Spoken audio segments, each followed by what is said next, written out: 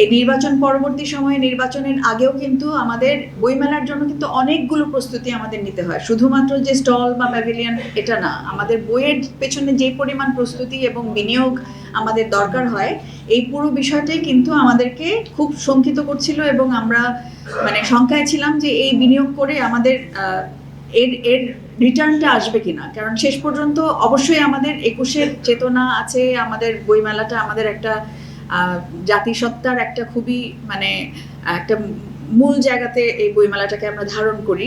কিন্তু পাশাপাশি এটাও সত্যি যে এই বইমেলাটা কিন্তু মানে আয়োজিত হয় মূলত প্রকাশকদের বিনিয়োগে। তো সেই জায়গা থেকে আমাদের একটা খুব বড় সংখ্যার জায়গা ছিল যে এখানে কিন্তু সরকারি কোনো বিনিয়োগ খুব সামান্য এবং বেশিরভাগটাই আমাদের প্রকাশকদের বিনিয়োগ এবং স্পন্সরদের টাকায় বইমেলাটা আয়োজিত হয়। তো সেই জায়গা থেকে আমাদের একটা বড় সংখ্যার জায়গা ছিল যে এইবার এই সময়ে নির্বাচন পরবর্তী সময়ে রোজার সময় বইমেলা হলে আমাদের কি পরিস্থিতি হবে, এবং বিশেষ করে যে প্রেক্ষাপটটা আপনাদের জানা দরকার যে গত 18 মাসে আমাদের যেই দুর্দশার ভেতর দিয়ে প্রকাশনা সেক্টর, পুরো দেশেরই ব্যবসা বাণিজ্যের পরিস্থিতি কেমন ছিল আপনারা জানেন। তো বিশেষ করে কিন্তু প্রকাশনার খাতটি অসম্ভব রকম ক্ষতির শিকার হয়েছি আমরা। তো সেই পরিস্থিতিতে যখন অনেকেই প্রায় ঋণগ্রস্ত এবং আমাদের সেই মানে পুঁজি আমাদের প্রায় খুব সামান্য ছিল বিনিয়োগ করার জন্য, সেই কারণে আমরা যখন বইমেলার তারিখ নির্ধারণের পরে যখন মেলার আয়োজনের কিছুটা প্রস্তুতি শুরু হয়েছে, তখনই কিন্তু জানুয়ারি মাসের 19 তারিখ থেকে এই দাবিটা আনুষ্ঠানিকভাবে তোলা হয়েছিল যে আমরা ঈদের পরে বইমেলা চাই। তো যাই হোক, নানান কারণে পূর্ববর্তী সরকারের কাছে আমরা হয়তো আমাদের যে কনসার্নগুলো ছিল সেটা আমরা পৌঁছাতে পারিনি, বা ওনারা নানান কারণে ওনারাও শোনার মতন পরিস্থিতিতে ছিলেন না। তো সেই কারণে কিন্তু এই টানাপোড়েনটা আমাদের চলছিল এবং কিছু মানে কি আমাদের এক ধরনের, কিন্তু আপনারা দেখেছেন যে আমাদের মূলধারার সমস্ত প্রকাশক কিন্তু আমরা এই দাবির জায়গাতে একত্র হয়েছি এবং আমাদের চাওয়াটা ছিল যে আমরা ঈদের পরে বইমেলাটা করি।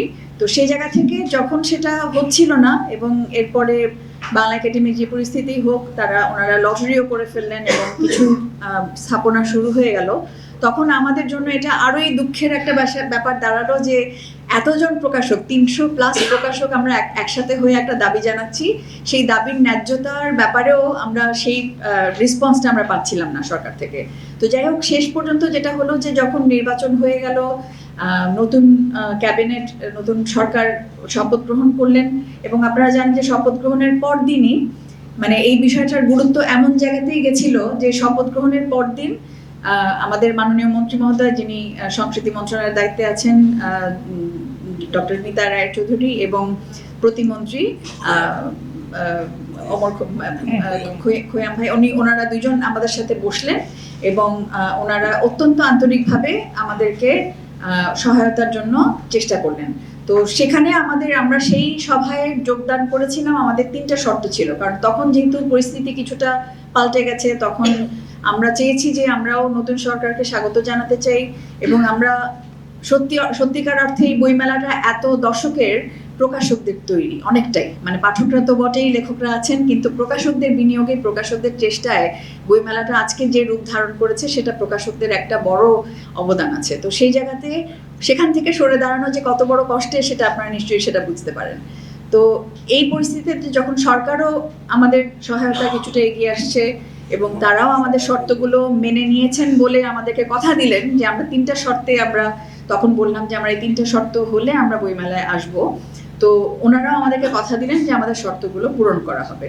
তো তারপর আরো কিছু কালক্ষেপণ হলো, এটাও বাস্তবতা। হয়তো আমরা আশা করেছিলাম যে 18 তারিখে আমাদের 2জন মন্ত্রী মহোদয়ের সাথে মিটিং হলো, এরপরে 19 তারিখে আমাদেরকে বলা হলো একদিনের মধ্যে আবার আবেদন জমা দেওয়ার জন্য। আমরা সেটাও আমরা সফলভাবে সম্পন্ন করলাম। আমাদের এতজন প্রকাশক, প্রায় 200+ প্রকাশকের আবেদন জমা পড়লো 19 তারিখের মধ্যে, এবং আমাদের প্রত্যাশা ছিল যে তখনই নতুন লটারি হয়ে কিভাবে আমরা তাড়াতাড়ি কাজ শুরু করব, সেই প্রত্যাশা আমাদের ছিল।